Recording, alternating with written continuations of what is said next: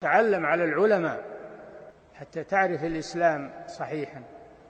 إن الحمد لله نحمده ونستعينه ونستغفره ونعوذ بالله من شرور أنفسنا ومن سيئات أعمالنا. من يهده الله فلا مضل له ومن يضلل فلا هادي له، وأشهد أن لا إله إلا الله وحده لا شريك له، وأشهد أن محمدا عبده ورسوله صلى الله عليه وعلى آله وأصحابه ومن تبعهم بإحسان إلى يوم الدين. أما بعد، فإن أصدق الحديث كلام الله، وخير الهدي هدي محمد صلى الله عليه وسلم، وشر الأمور محدثاتها، وكل محدثة بدعة، وكل بدعة ضلالة، وكل ضلالة في النار. وبعد، بإذن الله تعالى do vazhdojmë me librin Kitabu Zaka të El Muharrar fil Hadith të autorit djetarit madh Ibn Abdul Hadi Al-Hanbali rahimahullah, dhe jemi te kapitulli 2 në renditje të Kitabu Zaka, ku thot autori rahimahullah: Babu Zakatil Muasharat, kapitulli zakati i prodhimeve bujqësore. Zakati i prodhimeve bujqësore.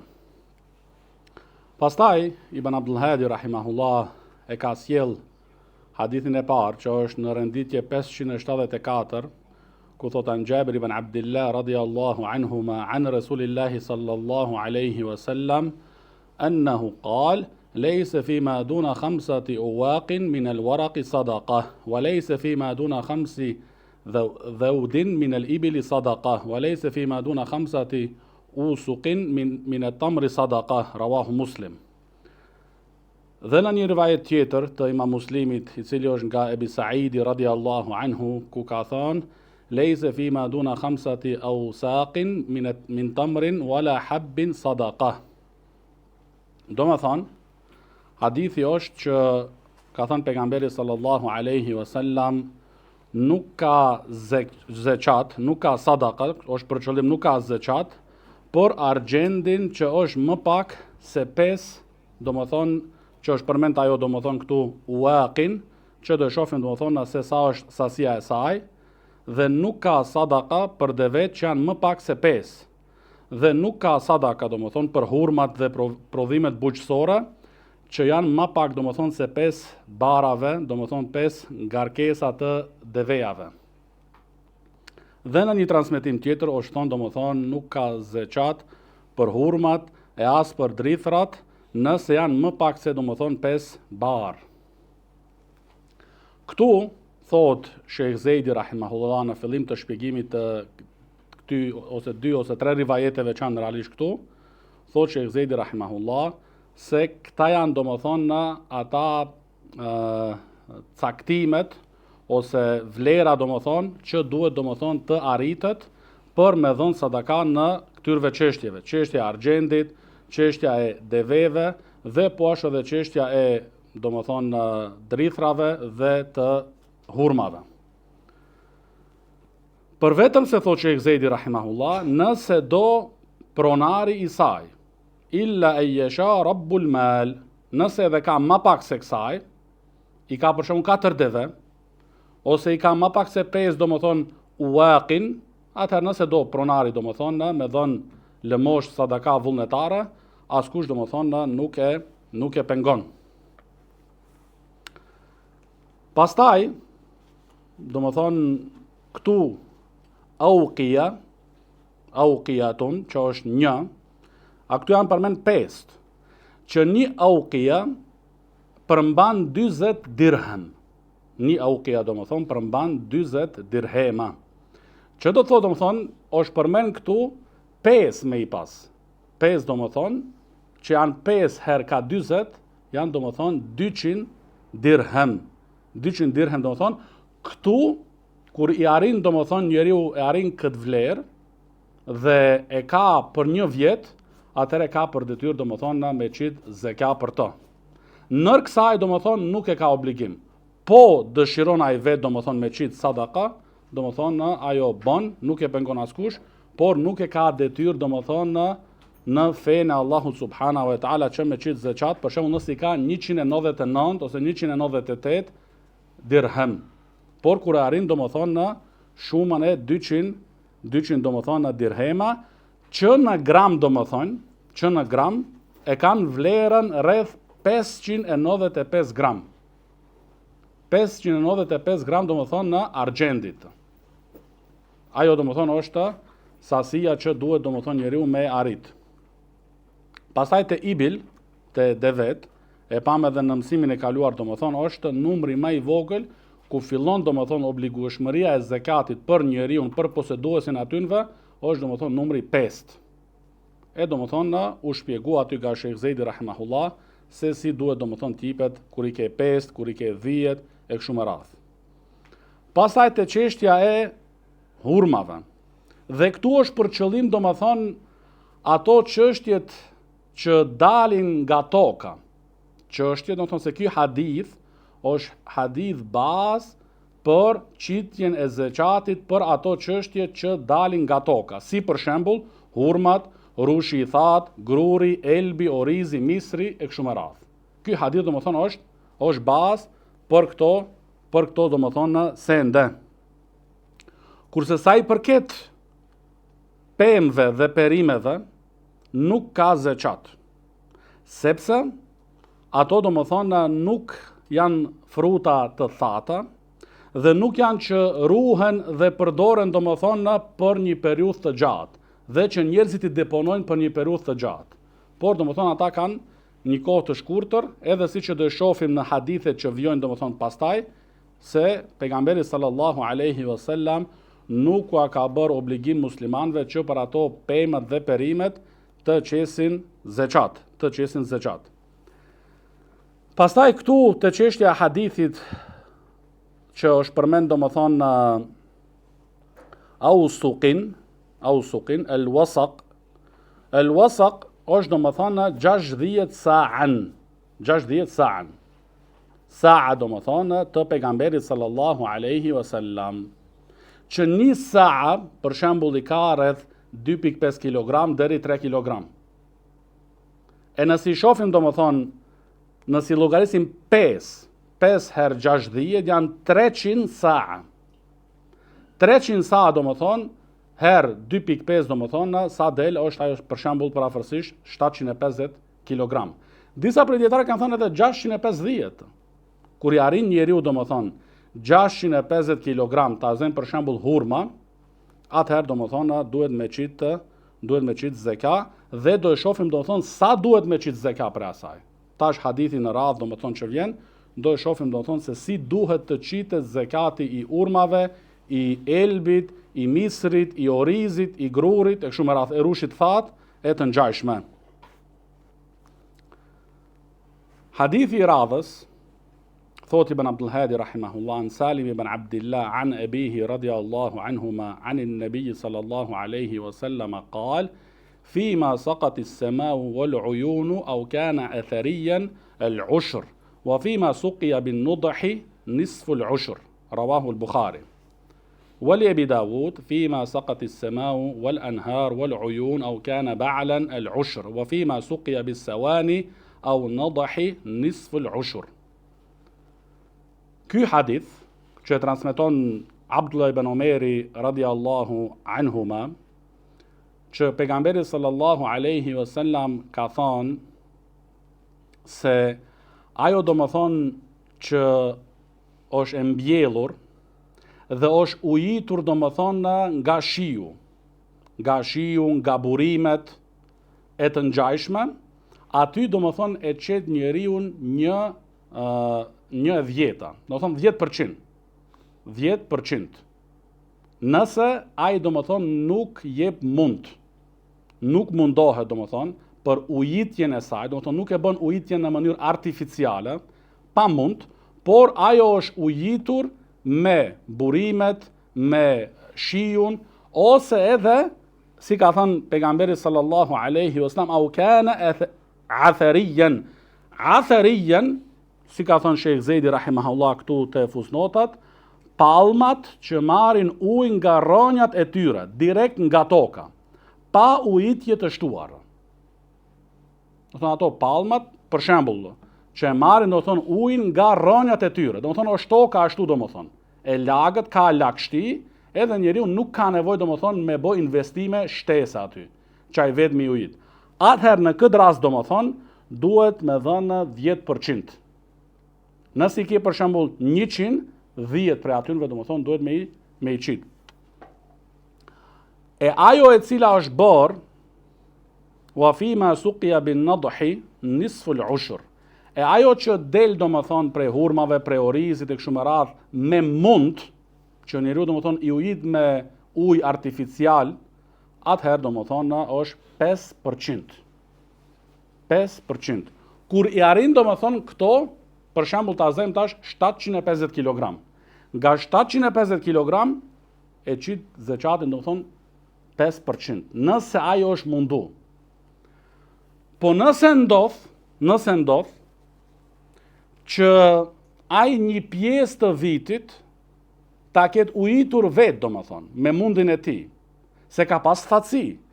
E pjesën tjetër domethënë është ujitur ajo nga shiu, vërshimet, burimet e kështu me radhë. Si e bën në këtë rast?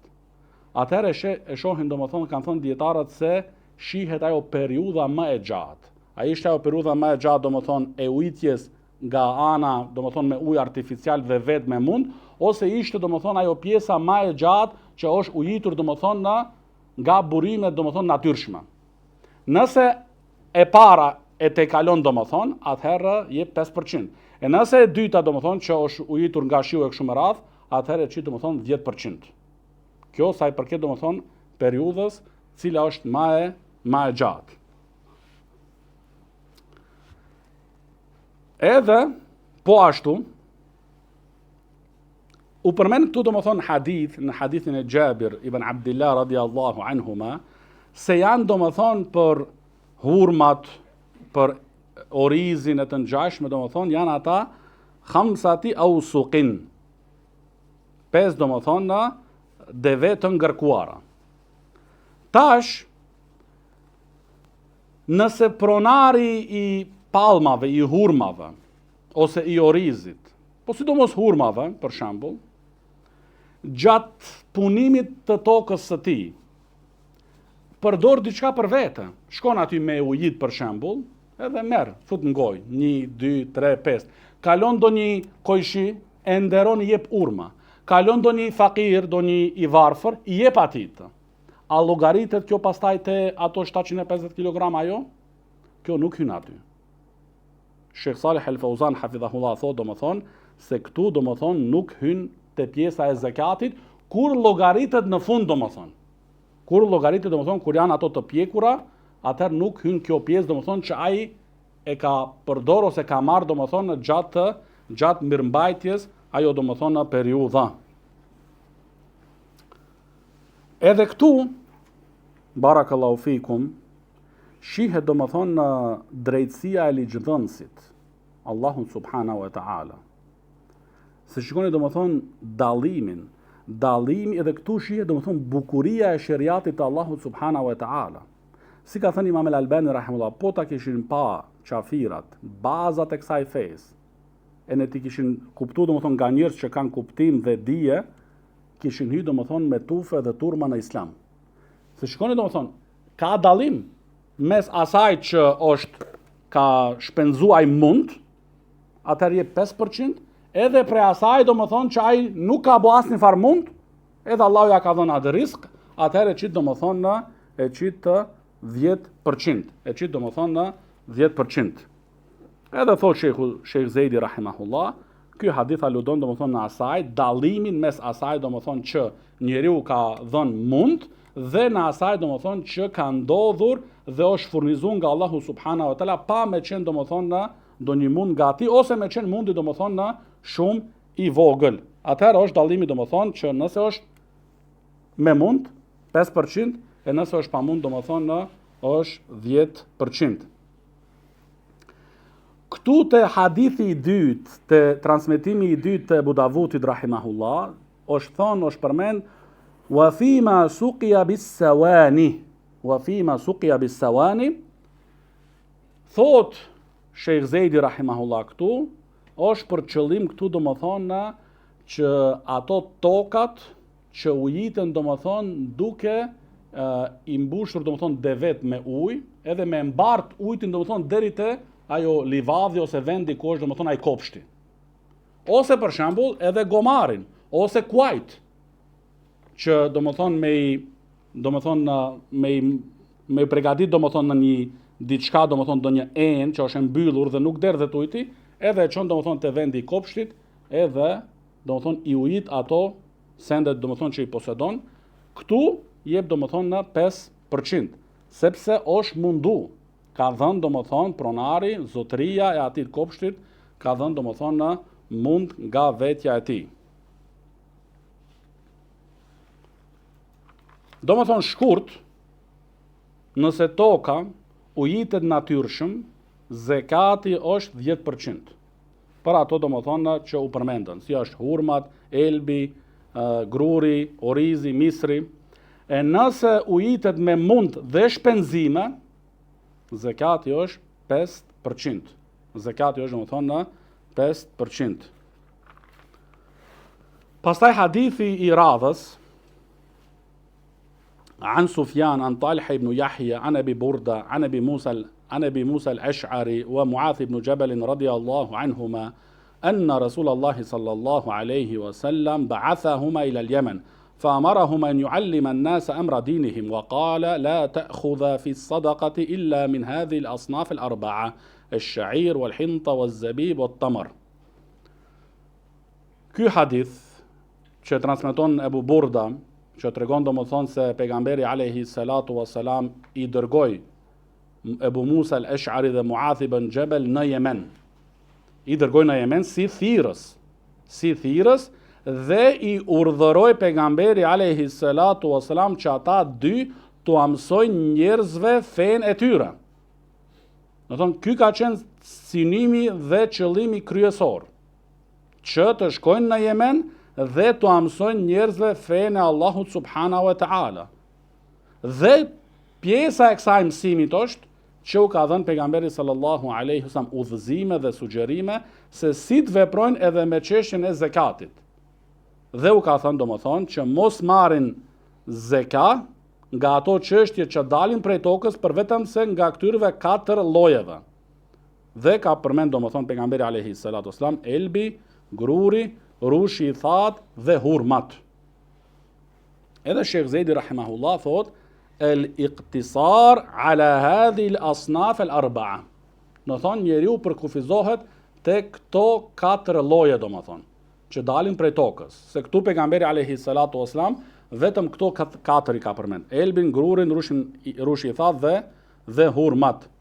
Po ashtu te ky hadith thot Sheikh Zejdi rahimahullah se ky hadith aludon dhe është argument se pushtetari i muslimanëve e ka wajib që me dërgu thirrës që mi thret njerëzit në fenë e Allahut subhanahu wa taala, dhe po ashtu që fillimisht me qenë çështja dhe fillimi që t'u mësojnë njerëzve çështjen e besimit, çështjen e akidës, kuptimi i shahadatu an la ilaha illallah wa anna Muhammeden Rasulullah. Pastaj vijojnë shtyllat e tjera të islamit. Domethënë, këtë hadith e kena dëgju shumë shpesh, edhe shumë herë. Edhe duhet, ky është hadith bazë për thirrësit. Edhe bazë po ashtu që me i vlerësu thirrësit, a janë me të vërtet në rrugën e pejgamberit alayhi salatu wasalam, në medresën e pejgamberit alayhi salatu wasalam, si u ka mësuar sahabëve ridwanullahi alayhim, siç është këtu domethënë Muadhi radiallahu anhu dhe Abu Musa al-Ash'ari radiallahu anhu, që kur i ka dërgu ka qenë çështja e parë domethënë ka qenë në tauhidi. Pastaj vijojnë shtyllat e tjera të islamit. E kur e shihni ju dikën që e fillon davetin e tij wa ashiruhunna bil ma'ruf, dhe jetoni me to me gratë tuaja në mënyrë të mirë, ose dikush për moralin, po ne themi të gjitha këto tema janë shumë të rëndësishme dhe i duhen muslimanit. Ama baza e bazave që të gjitha këto temat ndërtohen mbi asaj është shahadatun la ilaha illallah wa anna Muhammeden Rasulullah. Pastaj vijnë këto çështje. Edhe këtu e kupton domethënë a janë ato njerëz në rrugën e pejgamberit sallallahu alaihi wasallam në mënyrën e thirrjes, se siç e thot imami i kohës son Sheikh Rabia rahimahullah, që me qenë domethënë selefi në aqida, në menhej, në da'wa ila Allah, në akhlaq. Do thonë daveti tënd të përputhet, rruga yte të përputhet domethënë me mënyrën e thirrjes së pejgamberit sallallahu alaihi wasallam. Edhe domethënë i ka udhëzuar pejgamberi sallallahu alaihi wasallam nga prodhimet bujqësore, domethënë me marr vetëm nga elbi, gruri, rushi, that dhe hurmat. Domethënë, thot Sheikhu Sheikh Zejdi rahimahullah, se ky hadith po ashtu është argument se është obligim domethënë me dhënë zeqat nga ajo që del nga toka, edhe janë ata domethënë 4 sende që i ka përmend pejgamberi sallallahu alaihi wasallam në këtë hadith. Pastaj hadithi i radhës është وعن إسحاق بن يحيى بن طلحة ابن عبيد الله عن عمه موسى بن طلحة عن معاذ بن جبل رضي الله عنه أن رسول الله صلى الله عليه وسلم قال فيما سقط السماء والبعل والسيل العشر وفيما سقي بالنضح نصف العشر وإنما يكون ذلك في التمر والحنطة والحبوب أما القثاء والبطيخ والرمان والقصب فقد عفى عنه رسول الله صلى الله عليه وسلم. Këtu po ashtu tregon Muadh ibn Jabal radiallahu anhu sa i përket domethënë ato prodhimet bujqësore, ato domethënë që njeriu i korr, i mbjell dhe i korr pasaj domethënë por pa mund, po janë ujitur domethënë nga shiu, nga burimet e kështu me radh, jep 10%. E atë që e bën me mund, jep domethënë gjysmën e asaj. Gjysma është domethënë 5%. Dhe kjo është domethënë, kjo vlen për hurmat, grurin dhe domethënë drithrat. Kjo vlen domethënë për hurmat, grurin dhe drithrat. Ndërsa për kastravecin, shëlqirin, shegën dhe kallaminin e sheqerit, i dërguari sallallahu alaihi wasallam nuk ka vendosur zekat. Nuk ka vendosur. Do thonë për këto sende nuk ka zekat. Por janë domethënë për kufizimet të hurmat, gruri dhe drithrat. Thot Sheikhu Sheikh Zejdi rahimahullah se ky hadith është sqarim se për cilat çështje dhe për cilat domethënë prodhime e ka njeriu obligim me qit zeqatin, dhe për cilat tjera që dalin po ashtu nga toka, por nuk e ka obligim me qit zeqatin. Do thonë nga cila që dalin nga toka, duhet me qit zeqatin, e ka për detyrë, edhe nga cila domethënë që dalin po ashtu nga toka, por nuk e ka domethënë dhënien e zeqatit obligim. Dhe aty që nuk e ka domethënë obligim, thot Sheikhu Sheikh Zejdi rahimahullah, janë pemët dhe perimet. Pemët domethënë dhe perimet domethënë nuk janë. Thot Sheikhu Sheikh Zejdi rahimahullah, për vetëm se nëse ai ka pemë dhe perime që bën shitblerje me ato, bën tregti dhe i mblidhen të holla, para, domethënë pasuri, dhe ajo e kalon 1 vjet, atëherë nga asaj domethënë duhet me qit zeqat. Do thonë nga pasuria që ka grumbulluar prej asaj tregtie, që bën ai domethënë me pemat dhe perimet. Ama si produkte në bazë domethënë që dalin nga toka, nuk e ka domethënë për detyrë me qit zeqatin. Pastaj hadithi i radhës, an Abdurrahman ibn Mas'ud radiyallahu anhu قال جاء سهل بن أبي حثمة مجلسنا فقال أمرنا رسول الله صلى الله عليه وسلم قال إذا خرستم فخذوا ودعوا الثلث فإن لم تدعوا الثلث فدعوا الربع. Këtu tregon domethënë Sahal ibn Abi Hathma se pejgamberi sallallahu alaihi wasallam i ka urdhëruar domethënë kur ta vlerësoni prodhimin e hurmave për shembull, merreni zekatin për to. Këtu është domethënë udhëzim për ata domethënë që janë domethënë e kanë këtë detyrë. E kanë këtë detyrë, domethënë janë të dërguar nga pushtetari, janë të punësuar domethënë dhe i dërgon pushtetari që ato domethënë ta vlerësojnë dhe t'i mbledhin domethënë çështjen e zeqatit nga prodhimet bujqësore. Atëherë u ka thënë pejgamberi alayhi salatu wassalam që me marr zeqatin, por 1/3 ose 1/4 me lën. Mos me allogarit domethënë te pjesa e zeqatit.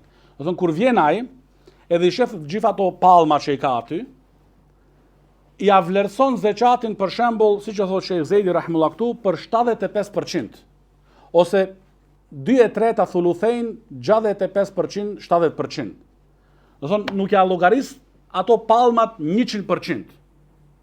Por i merr domethënë zeqa për 75% ose 70%. Parafërsisht. Kjo parafërsisht domethënë nuk është tash qëllimi që ti me shku tash edhe çdo kokër hurme ta numërojsh edhe ta bësh. Nuk është kjo qëllimi domethënë. Barakallahu fikum. Është qëllimi domethënë përgjithësi domethënë ta llogarisësh edhe njerëz që kanë khibra, që kanë domethënë eksperiencë për këtë çështje, i llogarit domethënë sa ka. Edhe kjo është prej drejtësisë së sheriatit që vjen domethënë ai i cili e grumbullon zeqatin, vjen te vendi aty. Thon i shef ato domethënë pallmat në vend. Jo që ti shkosh aty te zyra, edhe t'ja kallëzosh kaç i kam. Se kur e shef njeriu vet mallin e vet, do shta disa nuk i shef. I dalin 5, i duken si 3. Domethënë ai vjen dhe e shef domethënë në vend aty. Këtu në këtë rast pejgamberi sallallahu alaihi wasallam domethënë i ka udhëzuar ata njerëz që me pas domethënë një farë lloj tesamuh, thoshë, domethënë tolerancë. Edhe 25% deri nakun 30% mos më afut në llogarinë e zakatit. Pse kjo thotë Sheikh Zejdi rahimahullah, dhe kjo prap tregon domethënë në bukurinë e kësaj fesë dhe drejtsinë e Allahut subhanahu wa taala. Se thotë Sheikh Zejdi rahimahullah, se pa dyshim domethënë ata bujqit që merren domethënë me këto çështje, i vjen dikush për shembull, do një musafir, do një mik e kështu me radhë, edhe ai e nderon jep. Ose vjen do një njeri që ka nevojë, prap i jep ai domethënë. Ose përdor diçka për veten dhe familjen e tij. Prandaj domethënë këto 25% deri 33% parafërsisht, domethënë nuk llogariten. Nuk llogariten domethënë, nuk hyn domethënë te pjesa e zeqatit dhe këtu është domethënë në çështja që me pas domethënë tolerancë nga ana e ata domethënë që e mbledhin zekatin dhe që domethënë e bëjnë llogarin, e vlerësojnë domethënë se sa ka. Pastaj hadithi i radhës an Abi Umama ibn Sahal ibn Hunayf an abihi radiyallahu anhu anna an-nabiy sallallahu alayhi wa sallam نهى عن لونين من التمر الجعرور ولون الحبيق وكان الناس يتيممون شرار ثمارهم فيخرجونها في صدقاتهم فنزلت ولا تيمموا الخبيث منه تنفقون. Ky hadith që e tregon Ebu Umama ibn Sahal ibn Hunayf nga babai i tij se pejgamberi sallallahu alaihi wasallam ndaloj dhënien e 2 llojeve të këqija të hurmave në zeqat. Do të thonë këtu është ndalesë që njeriu me qit zekatin do më thonë nga lloji të këqive që i ka, prej llojit të ulët do më thonë. Dhe këtu vlen, thotë Sheikh Zejdi rahimullah, hyn nuk është vetëm te çështja e hurmave ose te orizi ose te prodhimet bujqësore, po hyn edhe te çështja e deveve, lopëve, deleve e kështu me radhë, do më thonë njeriu nuk e qit më të keqen që e posedon, por e qit atë mesataren. Dhe kjo ka dobi, është në dobin i kthehet si dobi edhe pronarit, po edhe njeriu i cili ka nevojë. Se po e dha, thot Sheikh Zejdi rahimullah, pronari atë më të mirën që e posedon, ai dëmtohet atëherë. E po e dha më të keqen që e posedon, e dëmton domethënë njeriu që ka nevojë. Prandaj domethënë shikoni ligjdhënësi Allahu subhanahu wa taala thot, domethën wala tayammamu al-khabitha minhu tunfiqun, domethën se ka ndodh që pejgamberi alayhi salatu wasallam ka ndalu domethën që dy lloj hurmash, domethën me që nuk janë cilësore, që janë me kvalitet të ulët, tu themi, ka ndalu domethën që njerëzit t'i qesin për zeka. Se ka ndodh, wa kana an-nas, kishte disa njerëz domethën që i qiqshin ato më të këqija që i kishin për zeka, për sadaka. Edhe Allahu Taala e zbriti domethën këtë ajet ku është përkthimi domethën mos jepni nga më e keqja e asaj që e posedoni.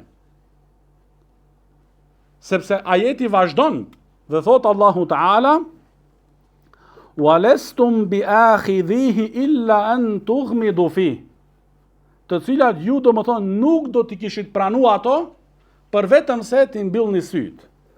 Edhe thot Sheh Zejdi rahimahullah, domethën për vetëm se t'i mbyllni syt dhe nga turpi, domethën njeriu gushtohet, edhe ka nevojë, edhe ky tjetri domethën i ja jep atë më të keqen që e posedon. Ai do thon nga turpi e pranon, po jo se ajo është produkt i mirë dhe cilësor dhe mesatar. Prandaj domethën është ndaluar që njeriu me qit domethën mat prodhimet domethën ose produktet mat ulta ose që janë domethën me cilësi të ulta, me kvalitet të ulët, po me qenë domethën mesatare. Me qenë mesatare që mos dëmtojt edhe as pronari, as ai që e merr, që jepet. Edhe thot Sheikh Zejdi rahimahullah këtu se ky ajet është zbritur, si e ka përmend Ibn Abi Hatim rahimahullah në tefsirin e tij, nga El Bara ibn Azib radiallahu anhu, që thot se ky ajet nezelet fina, ka zdrypur, është shpallur për shkakun ton. Do thonë shikoni pas tërtinë e sahabëve ridwanullahi alehim dhe zemrat e tyre, domethënë nuk ka pas si me thon rezerva, mos me kallzu se për kën ka zdryp ky ajet. E ka kallzu domethënë. Thot nezelet fina kunna ashab nakhlin. Ne ishim domethënë pronar që kishim domethënë palma, që kishim hurma. Dhe tregon se kishte në afër xhamisë së pejgamberit alayhi salatu wassalam njerëz që banojshin aty ehlu suffati, ehlu suffa, njerëz domethënë nevojtar, dhe vishin njerëzit e Medinës, dhe varshin domethënë tufe hurmash domethënë në xhami.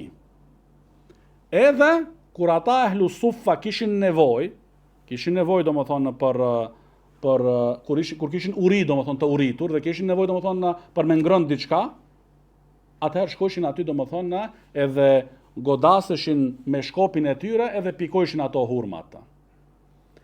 E ka ndodhur domethënë që disa prej njerëzve nuk e kanë dhënë atë të mirën ose mesataren, po i kanë dhënë domethënë ato ose urma të forta, ose të këqija dhe tufa të thyera. Atëherë, si pasojë të kësaj, domethënë Allahu subhanahu wa taala ka shpallur këtë ajet. Që mos i qitni ju ato hurma domethënë aty në xhami që ju vet nëse u jep dikush nuk i kishit pranuar për vetëm se me i mbyll syt dhe nga turpi. Por edhe thot El Bara ibn Azib radiallahu anhu, e pastaj domethënë fakunna ba'da dhalik yaji'u ar-rajulu minna bi salihi ma 'indahu. E pas kësaj domethënë secili prej neve e sjellte atë të mirën që e posedonte, atë mesataren që e posedonte. Barakallahu fikum.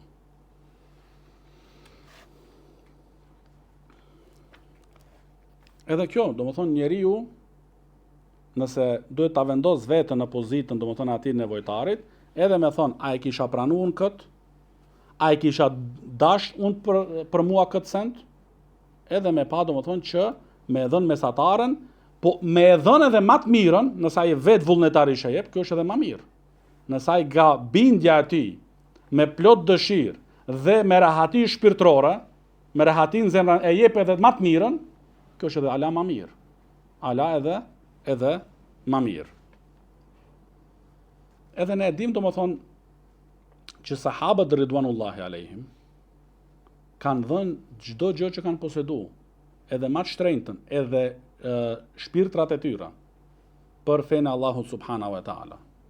Do thonë nuk e kanë kursyer veten e tyre, as veten e tyre, as familjet e tyre, as pasuritë që kanë posedu.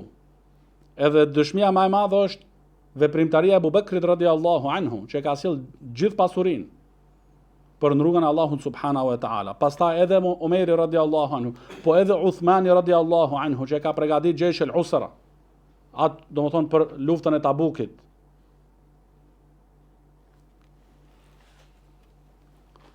Sepse barakallahu fikum, qëllimi domethënë që kur njeriu e lexon Kur'anin, me ndiku te njeriu është që kur e lexon ai domethënë kët ajet, edhe mediton rreth domethënies së tij, atëherë duhet me vendos domethënë zbatim.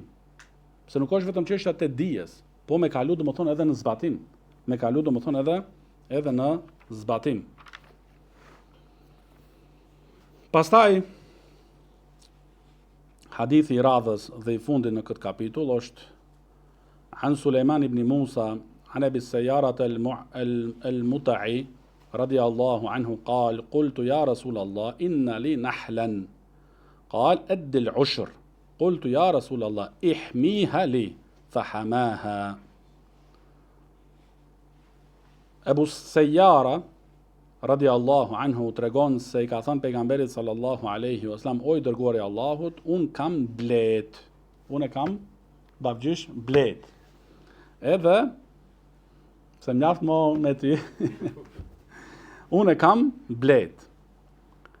Atëherë pejgamberi alayhi ose unë posedoj blet. Atëherë pejgamberi alayhi salatu wassalam I ka thënë, jepe një të 10-ën. Jepe për zakat, domethënë një të 10-ën, do thonë 10%. I thash, o I dërguari Allahut, mbroj ata për mua, dhe pejgamberi sallallahu alaihi wasallam ja ka mbrojtur domethënë bletët, respektivisht vendin e tyre. Domethënë si pushtetar, domethënë që ajo lugina ku janë ato bletët, domethënë që të jetë mbrojtur dhe të tjerë domethënë njerëzit mos me dëmtu e të ngjashme.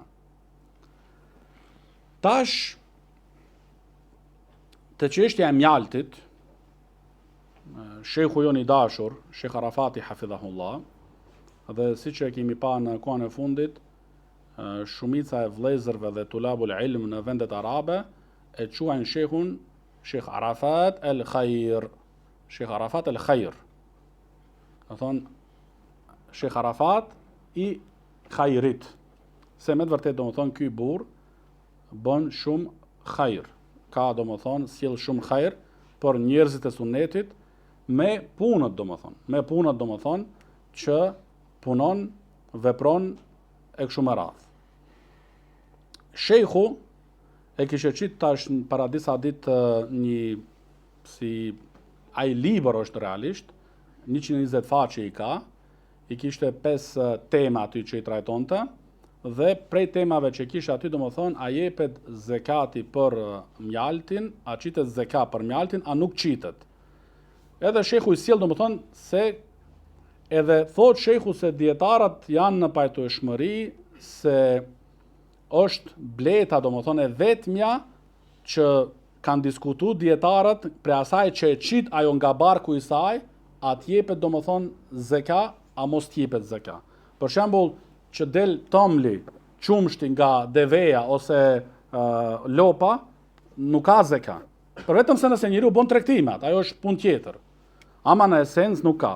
Te bletët domethënë ka khilaf. Ka 2 mendime domethënë. Mendimi I parë është se duhet me qit zekat. Duhet me qit zekat dhe ajo është domethënë 10%. Ajo është 10%. Mendimi I dytë është se nuk është obligim, nuk e ka obligim pronari I bletëve me dhënë zekat për mjaltin domethënë që e ka. Dhe shehu, mendimi I tij ishte domethënë mendimi më I saktë, sipas Sheikh Arafatit hafidhahullah, ishte se mendimi I dytë është më I saktë, se nuk e ka për detyrë dhënësi poseduesi I bletëve me qit për mjaltin e tij, domethënë zekat. Hanabila, Hanbelit, e kanë mendimin domethënë se ka për detyrë. E ka poseduesi i bletëve për detyrë me qit zekat. Por cila është ajo masa që duhet me arrit njeriu me pas zekat, me dhënë? Cila është masa? Te Hanabila është parafërsisht kur i arrin njeriu gjatë zhdhije deri 70 kg. Nësi ka njeriu parafërsisht ta llogarisim 70 kg mjalt, atëherë nga 70 kg mjalt duhet me i qit 10%. Do të thonë sa i bin atëherë? 7 kg. Do të thonë 7 kg me i qit zeka. Kjo është e Hanabila. El Ahnaf, Hanefit, nuk bëjnë dallim me arrit këtë sasi të mjaltit në kilogram. Do të thonë nuk thonë ata 70 kg, por te Ahnaf është qoftë qaliluhu wa kathiruhu. Do të thonë qoftë sasia e madhe ose edhe vogël. Nëse janë edhe 5 kg, nëse janë edhe 10 kg, duhet me qit domethënë 10%. Duhet me qit domethënë 10%. Imam Uthejmini rahimahullah, kur e ka shpjeguar këtë hadith dhe hadithet të ngjashme për çështjen e el-asel, domethënë mjaltit, thot Shekhu Uthejmini rahimahullah se waqad sahha an Umar, është vërtetuar domethënë dhe është e sakt nga Omeri radhiyallahu anhu se në kohën e pushtetit së tij ka marrë për mjaltin 10%. Ua ka marrë domethënë bletarve, si me thonë, për mjaltin e tyne 10%. Por diskutimi është, a është për qëllim domethënë zekati i mjaltit në vete, ose ka qenë qëllimi domethënë që ka qenë në mbrojtjen domethënë, si Omeri radhiyallahu anhu, si pushtetari domethënë i muslimanëve, edhe ato lugina domethënë ku i kanë pas bletarët bletët e tyne, u a ka siguru, domethënë u ka dhënë domethënë një farë lloj sigurie që të janë të mbrojtur ata. Tash këtu është domethënë diskutimi. A ka qenë domethënë për këtë sigurinë, se nëse atëherë i bie, nëse njeriu e ka për shembull në livadhin e tij, bletët i ka në vendin e tij domethënë, nuk ja siguron domethënë pushtetari. Atëherë kjo i bie domethënë se nuk duhet më dhënë. Këtu është domethënë diskutimi. Po Shekhu Uthejmini rahimahullah thot se më e sigurta është me qit zekat. Më e sigurta është me qit zekat. Edhe Shekh Fozani hafidhahullah thot se në medhheb, edhe në medhheb Shekhu i referohet medhhebi Hanbelive. Është domethënë e parapame obligueshmëria e zekatit. Do thonë Shekhu kur pyetet a duhet me qit për mjaltin zeka, a nuk duhet, thot domethënë se el medhheb, domethënë kur përmendin sidomos dietarët e Saudis, është për qëllim domethënë zakonisht medhhebi Hanbelive. Atëherë Shekhu domethënë i referohet medhhebit Hanbeli që prej kësaj na jep me kuptu domethënë se Shekhu e ka atë mendim domethënë që me qit zekat domethënë për mjaltin që njeriu domethënë e kullon domethënë prej bletëve. Sa është sasia sipas medhheb të Hanbelive? Sasia është rreth 70 kg. Nëse i qit njeriu 70 kg, atëherë domethënë atëherë tash për shembull nëse ai gjatë përgatitjes së mjaltit i bën pak gishtat e kështu, edhe pse babgjyshi nuk e ka shumë merak mjaltin, e bën mjaltin po vesu se përdor. Atëherë domethënë barakallahu fikum, kjo nuk llogaritet aty. Kur i nxjerr në fund domethënë, kur e qit mjaltin, i ka 70 kg 10%. Kjo sipas medhhebit Hanbelive. Kurse realisht ajo që përmend Shehu jon Sheikh Arafati hafidhahullah, se në këtë temën e mjaltit dhe qitja e zekatit për të, nuk ka asnjë gjë të sakt e cila është e transmetuar nga pejgamberi alayhi salatu wassalam. Edhe kjo është ajo që domethënë ndoshta e ka bëu Sheikh Arafatin hafidhahullah që me mendu domethënë se mendimi më i saktë është mendimi domethënë që nuk ka zeka për mjaltin domethënë e bletëve. Dhe po ashtu thot Sheikh Fozani hafidhahullah, nëse njeriu pa me marr parasysh domethënë tash mendimi Hanbelive kështu më radh, nëse njeriu bën tregti, atëherë për tregti domethënë vlen rregulla domethënë atyre çështjeve që bën njeriu tregti, edhe nëse i mbledh ato të hollat, edhe kalon afatin domethënë 1 vjetor, atëherë duhet për ato para me qit zekat. Kjo domethënë është e pamvarur prej çështjes domethënë e mendimit a duhet me qit, a s'duhet me qit domethënë. Po ashtu Sheikh Zejdi rahimahullah e ka mendimin domethënë që duhet me i qit domethënë që duhet me i qit domethënë 10%. Nëse thot Sheikh Zejdi rahimullah, dhe këtu kthehemi te ajo çështja e Omerit radiallahu anhu, thot Sheikhu, nëse pushtetari domethënë i ambron bletët, i asiguron, atëherë e qit domethënë 10%. E nëse nuk i ka të mbrojtura, nuk i ka domethënë, atëherë fala shay'un ala sahibihi illa an yasha. Atëherë domethënë pronari zotria i bletëve për mjaltin e tij nuk e ka asnjë farë lloj obligimi në lidhje me zakatin, për vetëm se nëse ai vetë dëshiron. Domethënë shehu e bën dallimin mes asaj që pushtetari ta siguron vendin ku i ke bletët dhe nga asaj domethënë që nuk e ke të siguruar, po e ke në pronën tënde private për shembull, atëherë është dallimi që situatën e parë 10%, situatën e dytë nëse si ke të mbrojtme dhe të siguruar, asnjë lloj përqind domethënë nuk ke, për vetëm se nëse dëshiron ai pronari vet.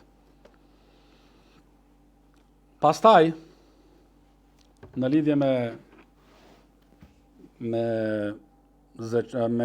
mjaltin, Sheikh Arafati hafidhahullah kishte përmend aty fjalën e Sheikh Abdurrahman As-Saadi rahimahullah, ku Sheikh Abdurrahman As-Saadi rahimahullah fola në tefsirin e tij për bletët dhe mjaltin, dhe thot, në krijimin e kësaj blete të vogël, të cilën Allahu e ka udhëzuar me këtë udhëzim të mrekullueshëm, duke ia lehtësuar kullotët, pastaj kthimin në shtëpinë e saj, që ajo e ka rregulluar me mësim dhe udhëzim e Allahu subhanahu wa taala. Dhe pastaj nga barku i saj nxirret ky mjalt i shishëm, me ngjyra të ndryshme sipas ndryshimit të tokës dhe kullotave të saj, në të cilin ka shërim për njerëzit nga shumë smundje. Po ta analizojmë domethënë këtë çështjen e bletës, se si del ajo nga shtëpia e saj, si ec ku ec dhe kthehet në shtëpinë e saj dhe mjalti me ngjyrat e saj domethënë, kjo është argument për ekzistimin e Allahut subhanahu wa taala dhe se ai është i vetmi i cili meriton të veçohet me adhurim. Dhe thot Sheikh Abdurrahman As-Saadi, kjo është dëshmi për përkujdesjen e plot të Allahut të lartësuar, për butësinë e tij të përsosur ndaj robërve të tij, dhe se ai është i vetmi që meriton të adhurohet, dhe që të mos thirret askush tjetër përveç tij. Po ashtu e ka përmend Sheikh Arafati hafidhahullah këtu edhe një fjalë të Imam Ibn al-Qayyim rahimahullah. Imam Ibn al-Qayyim rahimahullah thot: Allahu në librin e tij nuk e ka përshkruajtur si shërim, shifa, veç se Kur'anin dhe mjaltin. Pra, ato janë 2 shërime. Ky Kur'ani është shërim për zemrat. Nga smundjet e devijimit dhe humbjes, nga smundjet e dyshimeve dhe epsheve. Ndërsa ky mjalti është shërim për trupat, nga shumë prej smundjeve dhe dëmtimeve të tyre. Thot Ibn al-Qayyim rahimahullah dhe vazhdon, gjatë ditëve që qëndrova në Mekë, më kapën smundje të ndryshme dhe atje nuk kishte mjek apo ilaç si në qytetet e tjera. Atëherë shërohesha me mjalt dhe me ujin e Zemzemit, dhe pash tek të dyja një shërim të mrekullueshëm.